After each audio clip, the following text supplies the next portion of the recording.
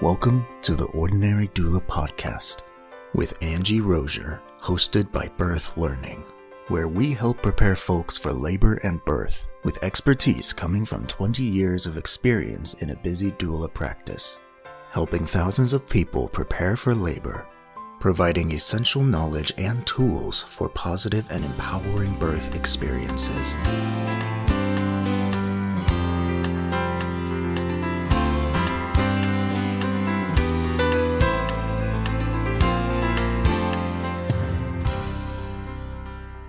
Hello and welcome to the Ordinary Doula Podcast. I'm your host, Angie Rozier, and as always, happy to be with you today.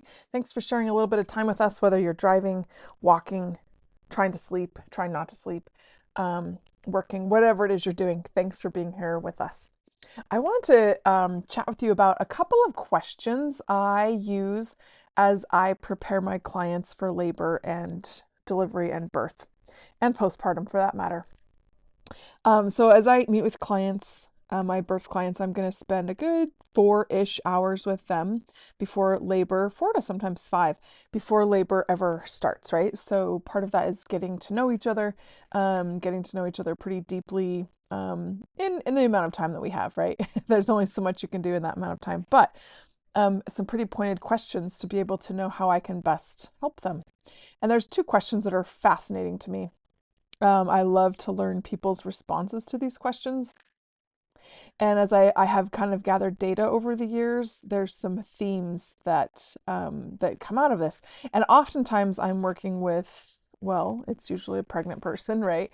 And usually a male support person as a partner. Not always, but usually that's the case.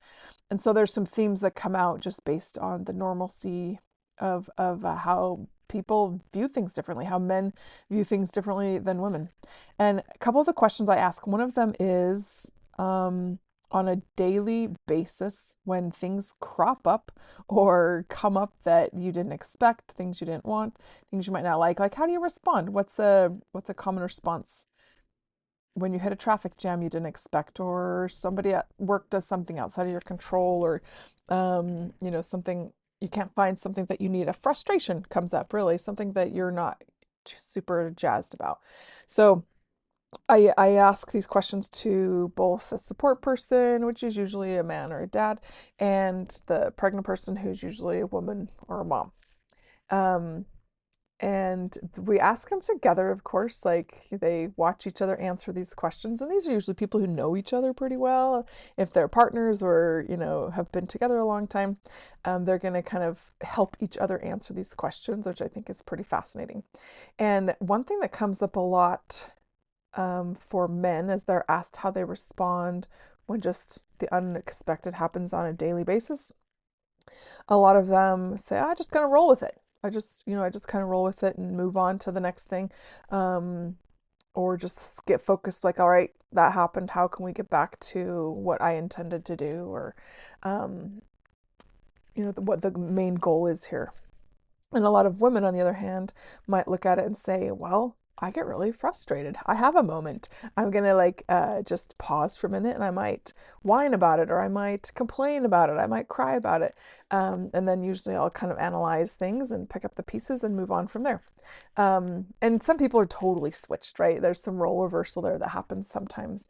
But it's fascinating to see how people respond differently. And kind of what we're getting at there is the overall response that people are going to have during the labor process. There's for sure guaranteed going to be some traffic jams in the labor process. There's going to be some frustration, some surprises, I didn't know this was going to happen today.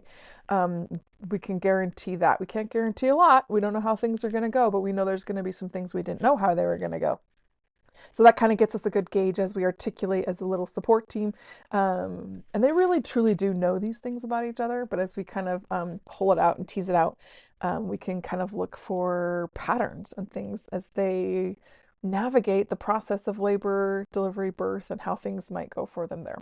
So it also flags to me if I have somebody who's going to fall apart, have a little come apart, when something doesn't go how they wanted or expected. That's going to be to me and the partner, whoever the support partner is, or as we're making a little team there, how we can support that and be prepared for that. For sure. So, as you're preparing to, maybe you're preparing to have a baby, or helping others to prepare, kind of explore that a little bit. Like when things don't go great in a day, what's a common response for you? Because we're not going to get brand new responses just for labor. We don't develop new skills we're going to use for the first and last time that day that we're having a baby. We're going to just fall back habitually on what we normally kind of do, our patterns of habit. Another question, as I take that a little bit deeper, is I explore with them, with partners and the pregnant people, what they how they respond when the big stuff in life happens, like the hard stuff, this isn't just a traffic jam, but it's going to affect your life for a period of time, maybe a few weeks, maybe something that feels debilitating emotionally or physically.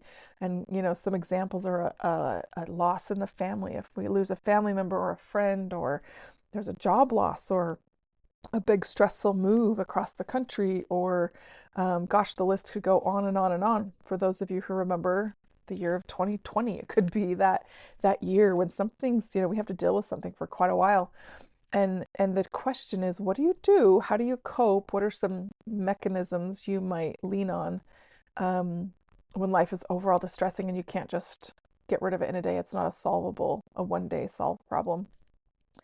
And those questions are pretty fascinating as well. So many of the partners, or the male people that I talk to about, well, there's themes here in responses. Some of them say, well, I want to fix it, so I'll make a list and I'll see what we can do to fix it. Others say upright, just say I shut down, I internalize. Maybe it's a partner, maybe it's some friends, maybe it's other mom friends or family members who have done the same thing. A safe space again, where they can talk it out. Some people want to have a plan, like let's have a plan, or a busyness, like sometimes having a little bit of minutia, like a little bit of just task-oriented stuff, whether it has nothing to do with the problem and I can't solve a lot of times these things aren't solvable, but just having a task to do. Some of them say organizing or cleaning can be something that they do there. So kind of what we're exploring there is that they're bringing a baby into their world, right? This unit, this mom and partner are bringing a little tiny baby. If it's their first baby, that's the biggest change in life, right? Second or third babies, there's still continued changes there. But they're bringing a baby into their home, into their relationship, into their schedule. And they have to cope with that for a period of time. Like there's going to be some time, whether it's 3 days, 3 weeks, 3 months, 3 years, as they get used to what that means to have a little baby in their life.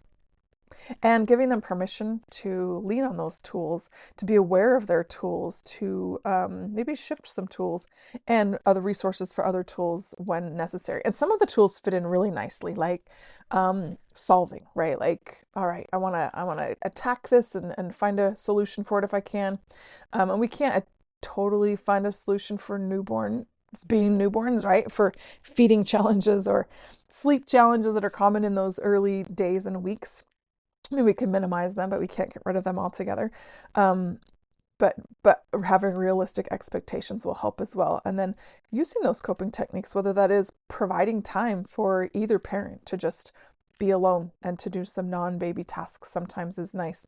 It's pretty intensive in the first few weeks, for sure. Some people love that period, some people don't love that period, but giving permission to allow themselves and allow each other to be gentle to themselves, gentle to relationships.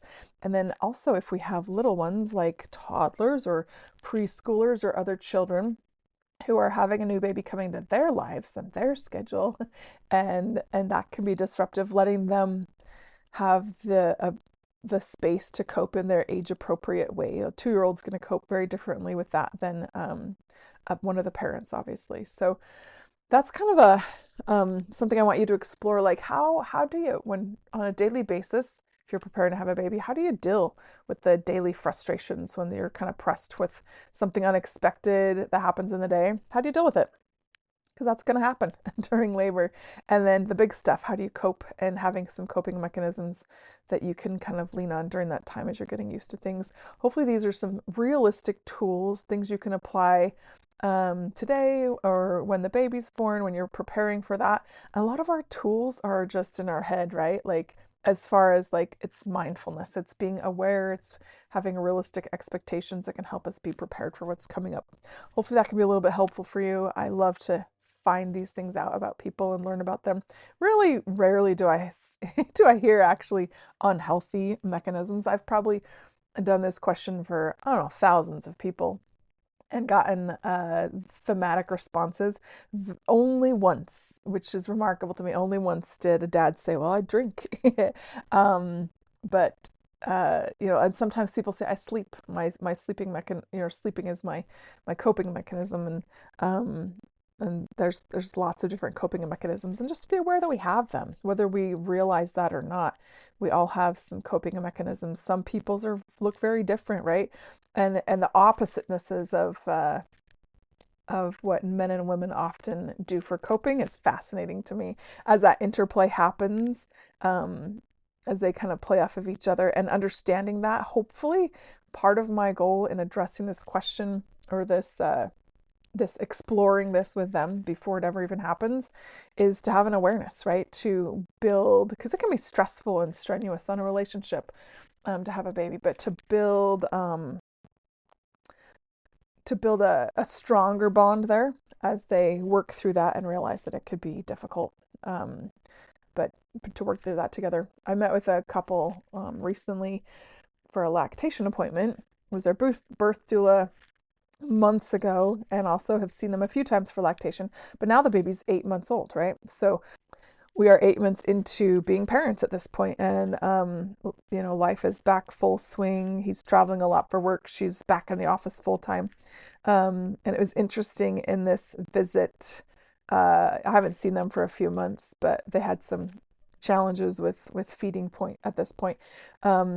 To see that they were kind of eating at each other pretty good during our appointment. Their patience and their sweetness towards each other had waned pretty good in the last few months as real life stressors came on, and they're dealing with the day-to-day of a growing, more active, more mobile baby, which is kind of interesting. So keep the integrity of relationships, give relationships some attention, and as you understand who it is you're working with on your support team, that can be helpful, and how they're going to deal with things, how you're going to deal with things, and how you can help each other deal with things.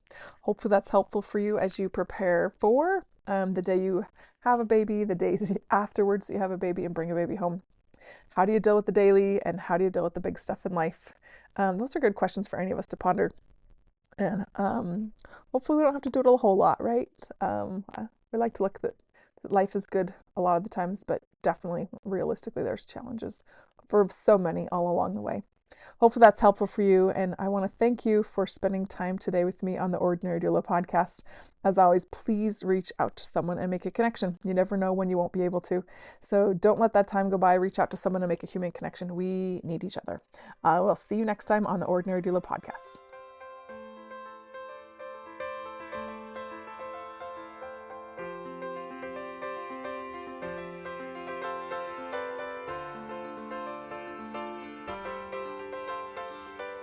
Thank you for listening to the Ordinary Doula podcast with Angie Rozier, hosted by Birth Learning. Episode credits will be in the show notes.